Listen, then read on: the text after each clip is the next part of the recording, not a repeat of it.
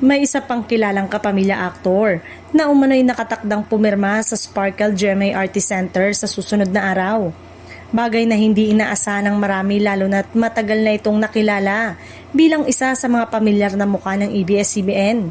Ayon sa source, matagal na umanong may nagaganap na pag-uusap sa pagitan ng kampo ng aktor at ng pamunuan ng Sparkle.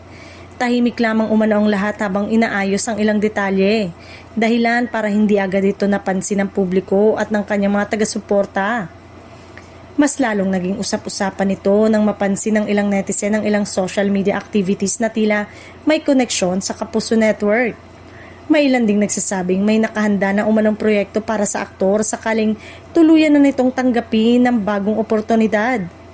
Hindi inaasahan ng marami ang balitang ito dahil hindi naman nasasangkot sa anumang network transfer issue ang naturang aktor na ito.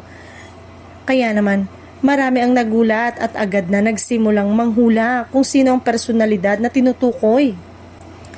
May mga espekulasyon na posibleng ang paglipat ay bahagi ng mas malaking career move para mabigyan siya ng panibagong exposure at mas mabibigat na proyekto. Sa panahon ngayon, mas bukas na rin kasi ang industriya sa collaboration at network crossovers. Samantala, ngayong araw ay nauna nang ipinakilala ang ilan sa mga bagong artista ng Kapuso Network. At kung sakaling ito ay tuluyang matuloy, siguradong magiging isa ito sa pinakamalaking showbiz surprises na pag-uusapan ng publiko.